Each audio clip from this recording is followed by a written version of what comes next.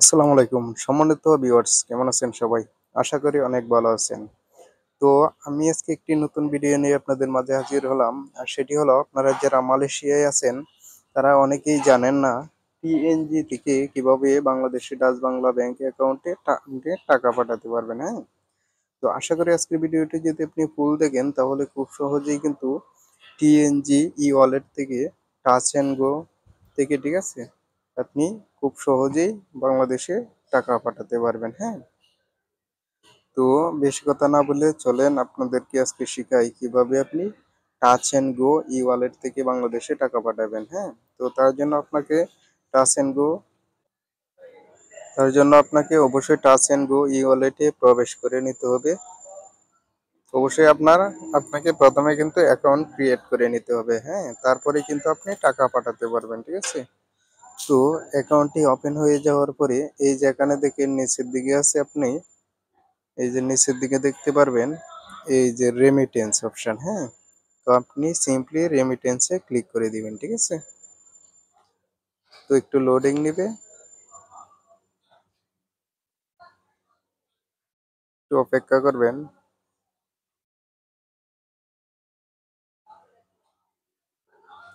তো অ্যাপটি লোডিং নেওয়ার পরে এই যে এখানে দেখেন, এটি কিন্তু খুব একটি সহজ সিস্টেম।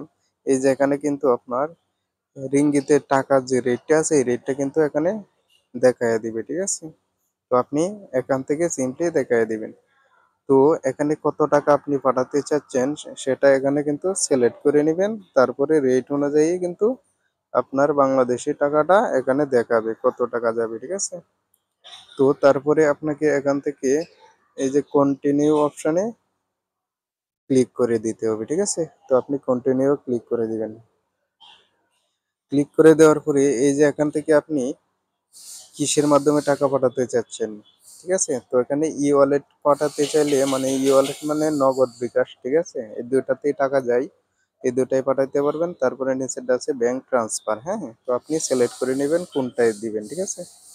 তো আমি এখান থেকে ব্যাংক ট্রান্সফার সিলেক্ট করে নিলাম, ঠিক আছে?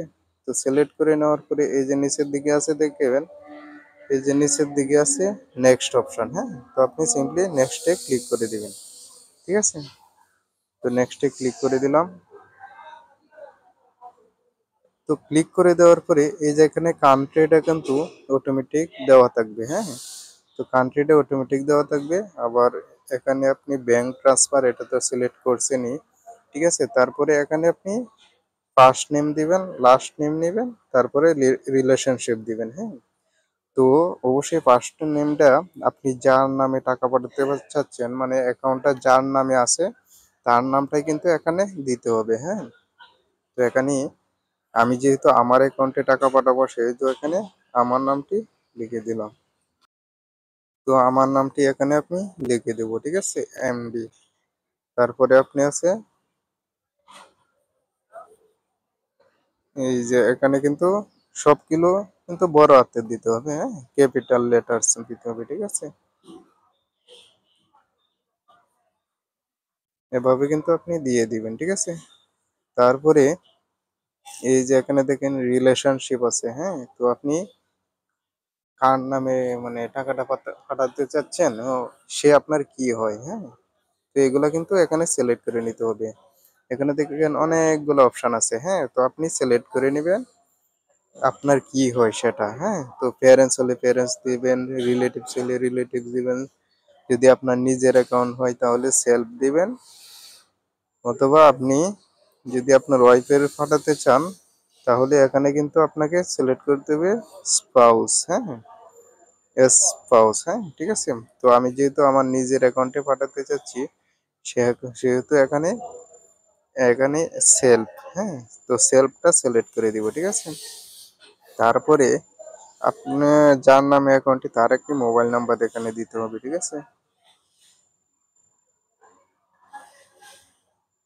ঠিক আছে? এভাবে আপনি মোবাইল নাম্বারটি দিয়ে দিবেন, বাংলাদেশি মোবাইল নাম্বারটি, ঠিক আছে?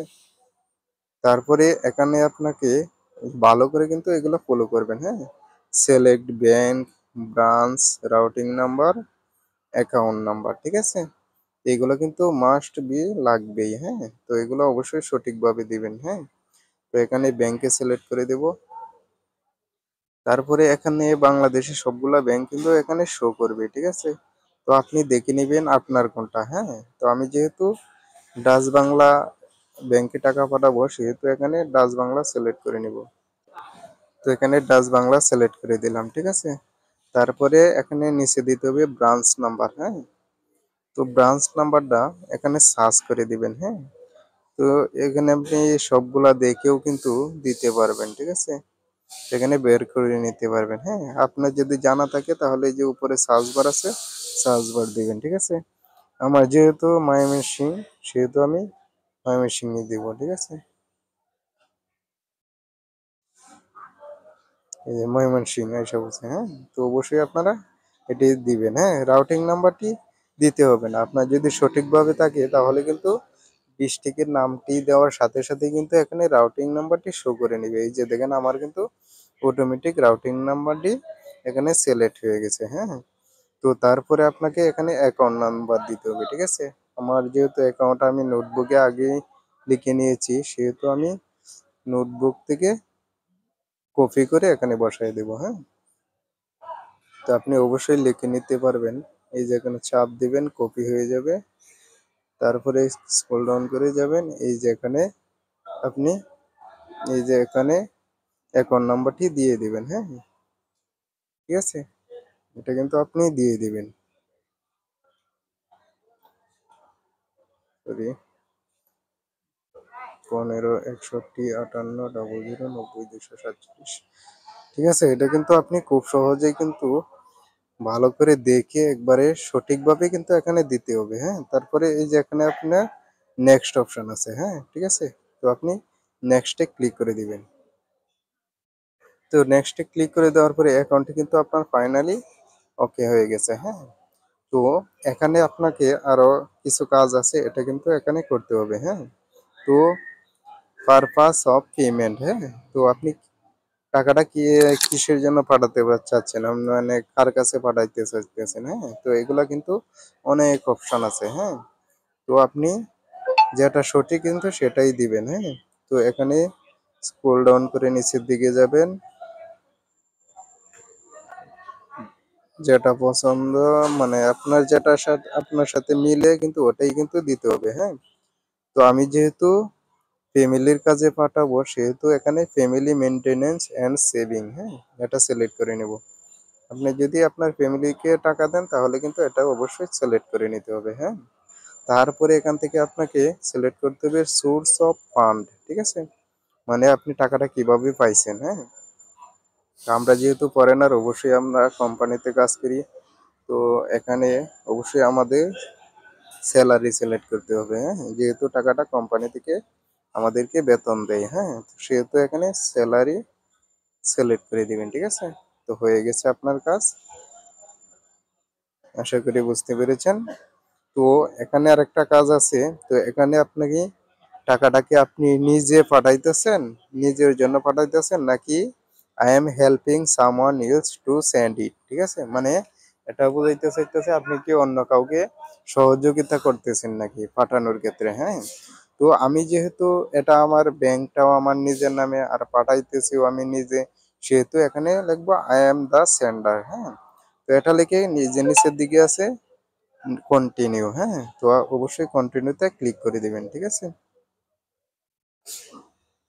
তো ভিডিওটা লম্বা হলেও কিন্তু আপনি ভালো করে দেখবেন, বুঝে শুনে তারপরে কিন্তু সবগুলো এড করবেন, ঠিক আছে?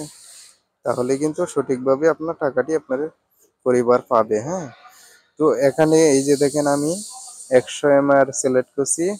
বাংলাদেশের রেট আছে আজকে 27 টাকা 90 পয়সা, সেহেতু এখানে বাংলাদেশে টাকা পাবে 2790 টাকা। প্লাস আপনার একটা সার্ভিস ফি আছে 10 টাকা, হ্যাঁ? অবশ্যই আপনি মালয়েশিয়ায় যে কোনো ব্যাংকে টাকা পাঠাবেন অবশ্যই সার্ভিস চার্জ 10 টাকা দিতে হবে, হ্যাঁ? তো তারপরে এই যে এখানে থেকে দেখেন এই যে বাটনটা আছে কালীঘরটা আছে এটা কিন্তু আপনাকে পূরণ করে দিতে হবে, হ্যাঁ? টিক মার্ক দিতে হবে, ক্লিক করবেন টিক মার্ক হয়ে যাবে, হ্যাঁ? তারপরে এই যে নিচের দিকে আছেন, নিচের দিকে দেখেন কনফার্ম লেখা আছে, হ্যাঁ? তো অবশ্যই আপনি কনফার্মে ক্লিক করে দিবেন। তো আমি ক্লিক করে দিলাম। তো তারপরে একটু লোডিং নেবে, হ্যাঁ? একটু অপেক্ষা করতে হবে আপনাকে, ঠিক আছে?